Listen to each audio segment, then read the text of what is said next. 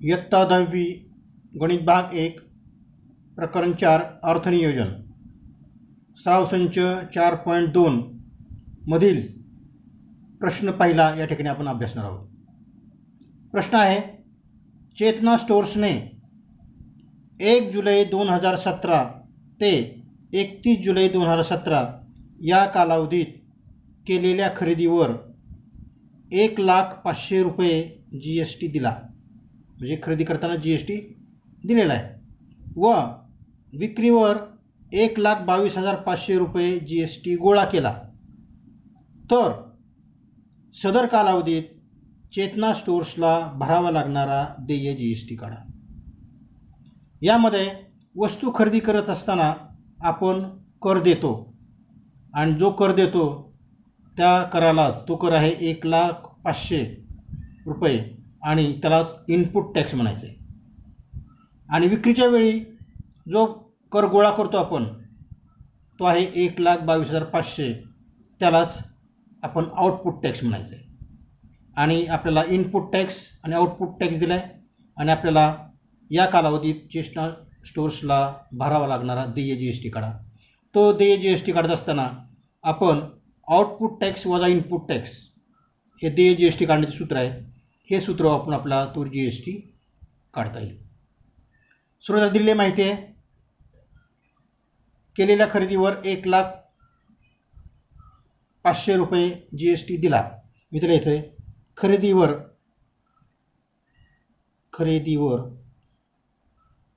दिलेला कर, खरेदीवर दिलेला कर यालाच इनपुट टॅक्स म्हणायचं आहे. कंसात लिहूया आपण इनपुट टॅक्स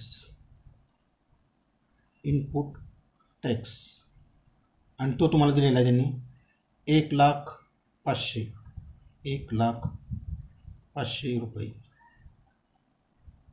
त्यानंतर पुढलं दुसरी माहिती लिहिली दिली पहा, विक्रीवर 1,22,500 रुपये GST गोळा केला.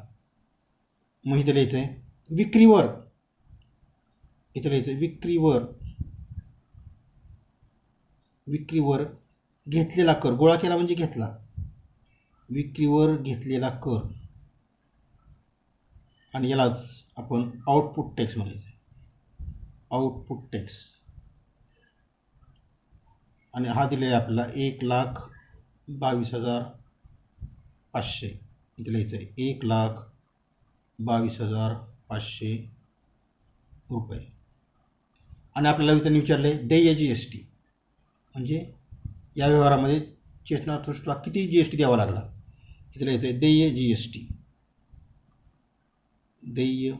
GST आपल्याला विचारलेलं आहे. मग या ठिकाणी आपल्याला देय GSTचं सूत्र म्हणजे दिलेल्या GSTचं सूत्र इथे लिहायचं आहे देय GST बरोबर इथे लिहायचं आहे आउटपुट टॅक्स. सूत्र लक्ष ठेवायचं आहे, आउटपुट टॅक्स वजा इनपुट टॅक्स.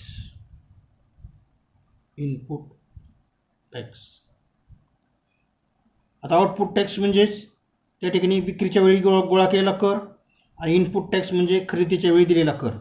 या दोन्ही करायचे आपल्याला त्या ठिकाणी वजाबाकी करायचे. सुरुवातीला यायचं आहे 1,22,500.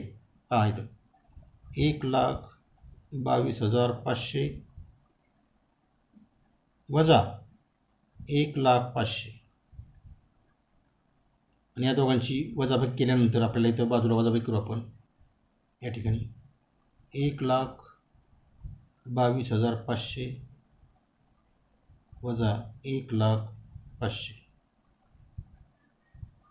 आणि इथं 0 0 0, 2 0 गेले 2, 2 0 गेले 2 आणि 1 गेला 0 म्हणजे उत्तर आलं 22,000.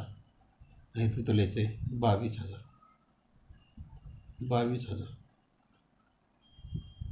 रुपये. हे आला देय GST.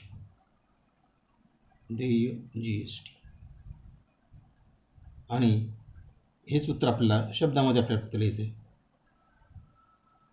का नाही शाब्दिक उदाहरण शब्दामध्ये उत्तर लिहायचं आहे.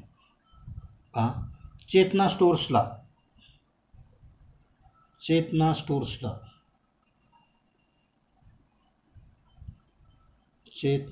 स्टोर्सला भरावा लागणारा देय GST, भरावा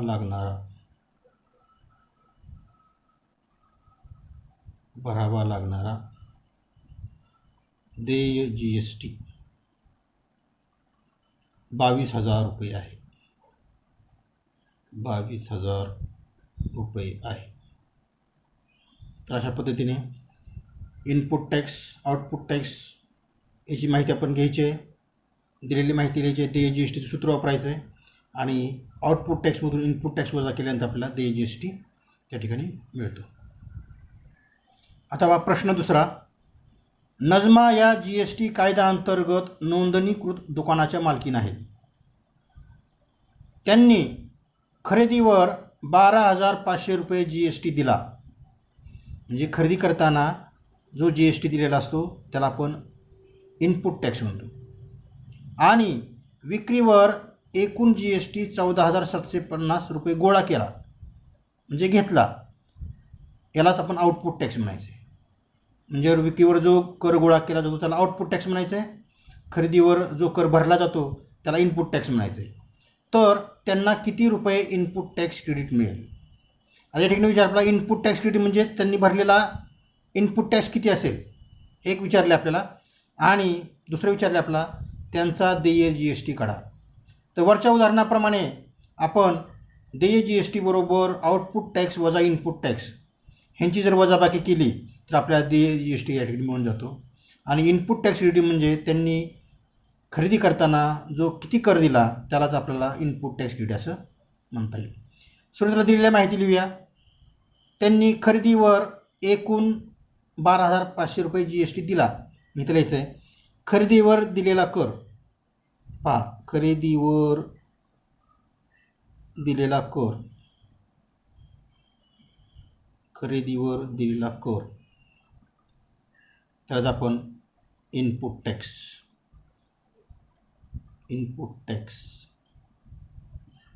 आणि तो दिलेला आहे 12,500 रुपये. पुढं व विक्रीवर एकूण GST 14,750 रुपये गोळा केला म्हणजे घेतला. इथे लिहायचं विक्रीवर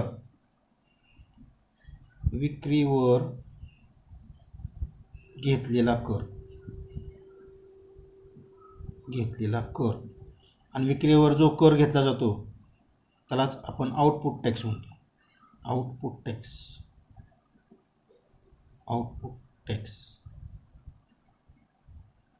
आणि तो आउटपुट टॅक्स तुम्हाला दिला आहे 14,750 रुपये.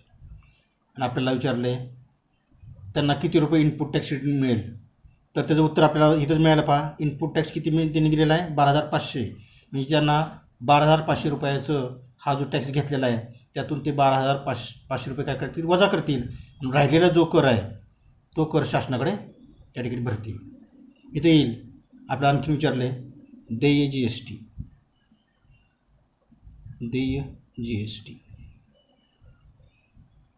एक आपल्याला विचारलं.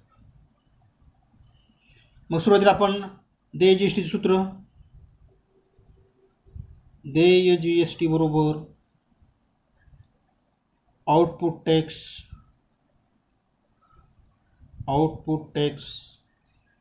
वजा इनपुट टॅक्स.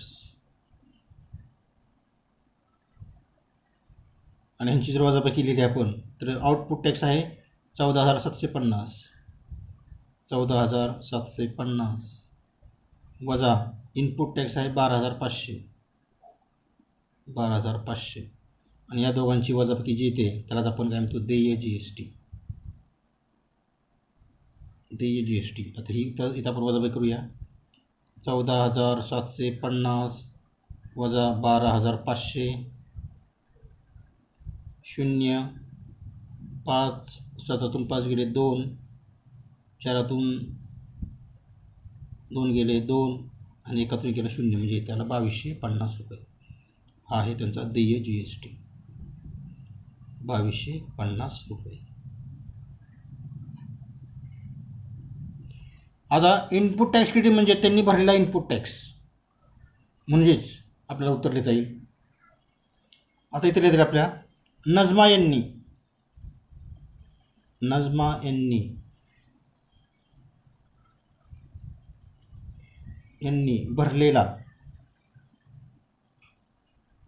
भरलेला इनपुट टॅक्स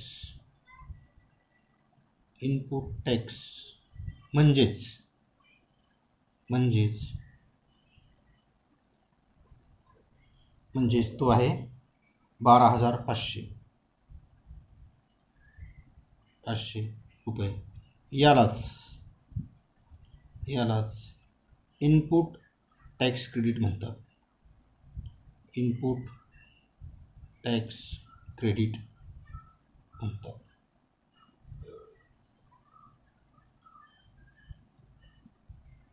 मग नजमा काय करतील, जो गोळा केलेला 14,500 जो कर आहे त्यातून त्यांनी भरलेला जो 12,500 कर आहे तो कर वजावट करून घेतील आणि उरलेला जो देय GST आहे तो म्हणजे 2,250 हा कर ते शासनाकडं भरतील.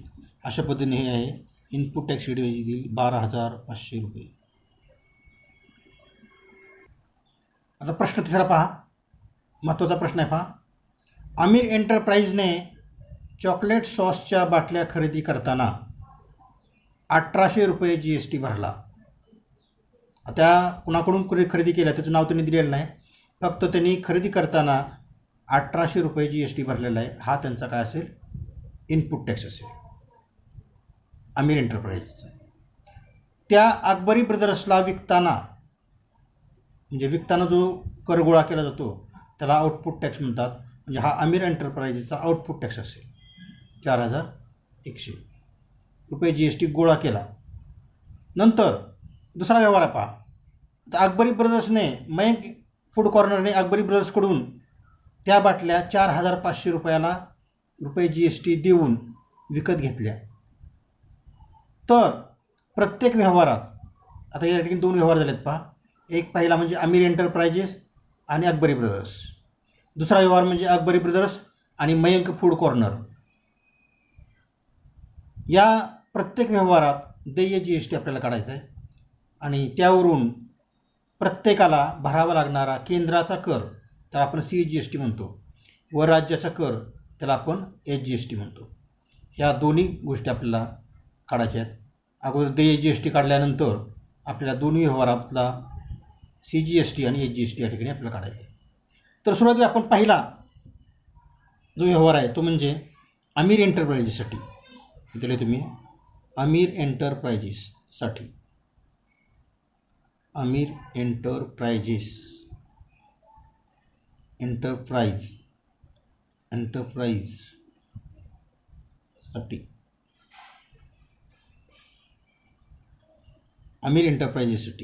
आता हा जो पहिला व्यवहार झालेला आहे तो 2 दुकानामध्ये झाला आहे. तो म्हणजे आमिर एंटरप्राइज इथे लिहितो आम्ही आमिर एंटरप्राइज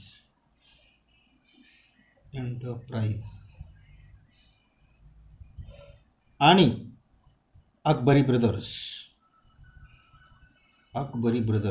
ह्या 2 दुकानामध्ये झालेला तो व्यवहार आहे पहिला, अकबरी ब्रदर्स. आता आमिर एंटरप्राइजेसने दुसऱ्या एका डीलरकडून तो त्या बाटल्या खरेदी करताना GST भरला आहे पहा 1,800 रुपये. न तो GST जो भरलेला आहे त्याला आपण इनपुट टॅक्स म्हणतो. या ठिकाणी लिहायचं आहे इनपुट टॅक्स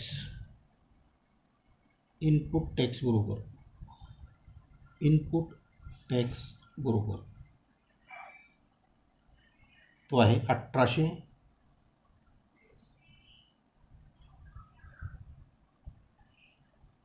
तो आहे 3,800 रुपये. सॉरी, या ठिकाणी आपल्याला 1,800च्या ऐवजी आपल्याला 3,800 करावं लागेल. या ठिकाणी 3,800 रुपये उदाहरणामध्ये दुरुस्ती 3,800 इथे येईल. इनपुट टॅक्स बरोबर 3,800 रुपये. आता या बाटल्या त्यांनी अकबरी ब्रदर्सला विकताना जो कर त्यांनी गोळा केला आहे त्याला आपण आउटपुट टॅक्स म्हणतो. तो कर त्यांनी गोळा केलेला आहे 4100 रुपये. विकताना 4100 रुपये गोळा केला. मग इथे लिहायचं आहे आउटपुट टॅक्स आउटपुट टॅक्स बरोबर 4100 रुपये. हा झाला आमिर एंटरप्राइज आणि अकबरी ब्रदर्स यांच्यामधला जो पहिला व्यवहार झालेला आहे त्यामध्ये इनपुट टॅक्स आणि आउटपुट टॅक्स. आता आपल्याला यांच्यातला देय जी एस टी आपल्याला काढायचं आहे. सुरुवातीला देय जी एस टी सूत्र मागच्या 2 उदाहरणाप्रमाणे देय जी एस टीचं सूत्र आपल्याला माहीत आहे. देय जी एस टी बरोबर आउटपुट टॅक्स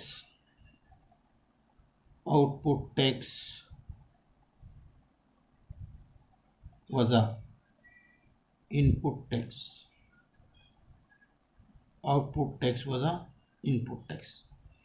इथं किंमत यायची. आता आउटपुट टॅक्सची किंमत आहे 4100 बरोबर 4100 वजा 3800 तोंडी वजाबाकी आहे पहा. इथे येईल 300 रुपये. हा झाला देय जी एस टी.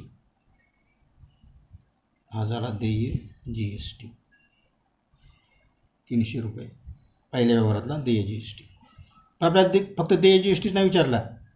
पुढं आपल्याला त्यांनी विचार पहा तर प्रत्येक व्यवहारात देय जी एस टी काढा. त्यावरून प्रत्येकाला भरावा लागणारा केंद्राचा देय कर सी जी एस टी व राज्याचा देय कर एच जी एस टी काढायचा. आता आपल्याला माहिती आहे जी एस टीच्या निम्मा हा एच जी एस टी आणि सी जी एस टी असतो. मग या ठिकाणी आपल्याला म्हणता येईल सुरुवाती आपण सी जी एस टी काढूया. सी जी एस टी बरोबर या जी एस टीचा निम्मा म्हणजे 1/2 पट म्हणजे इथे याचं आहे देय जी S T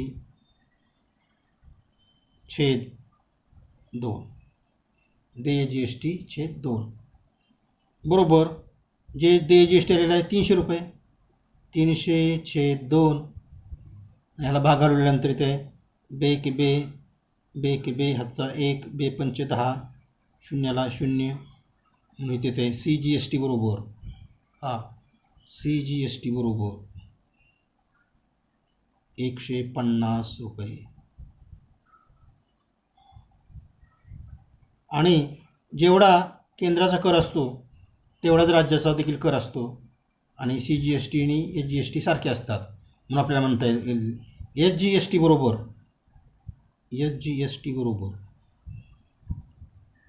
C G S T आणि ते तो देखील जी एस टीचे निम्मा असतो. म्हणजे C G S T H G S T सारखे असतात.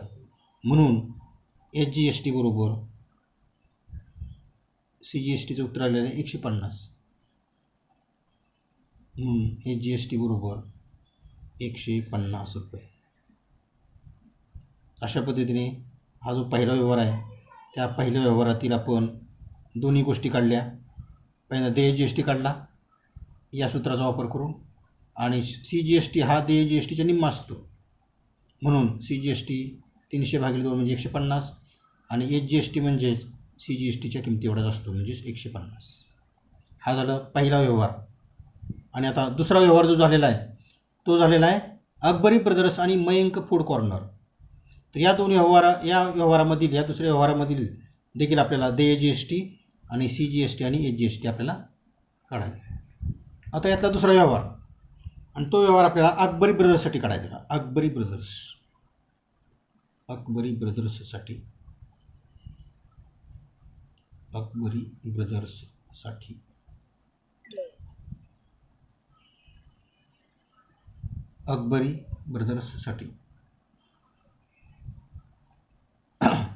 आता हा जो व्यवहार झालेला आहे तो झालेला आहे अकबरी ब्रदर्स आणि मयंक फूड कॉर्नर या 2 दुकानामध्ये झाला. मयंक फूड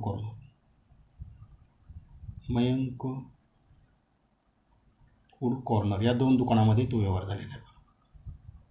आता आपल्याला माहिती आहे उदाहरणामध्ये अकबरी ब्रदर्सने आमिर एंटरप्राइजेसकडून 4100 रुपयाला त्या बाटल्या खरेदी केल्या आणि खरेदी करताना जो कर त्यांनी दिला त्यालाच इनपुट टॅक्स म्हणतात. मी इथे लिहायचं इनपुट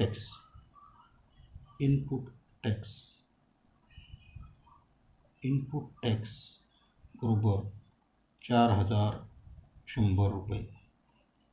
आणि त्या मयंक फूड कॉर्नरला त्यांनी विकलेले आहेत 4000 500 रुपयाला. आता मैंग फूड कॉर्नरने खरेदी केल्या म्हणजेच त्यांनी अकबरी ब्रशने विकल्या. इथे लिहायचं आहे output tax. Output tax. Output tax बरोबर 4,500 रुपये. आणि एकदा ह्या दोन किमती मिळाल्या की आपल्या देय जी एस टीचं सूत्र ह्या व्यवहारासाठी आपल्याला वापरता येते. देय जी एस टी बरोबर आउटपुट टॅक्स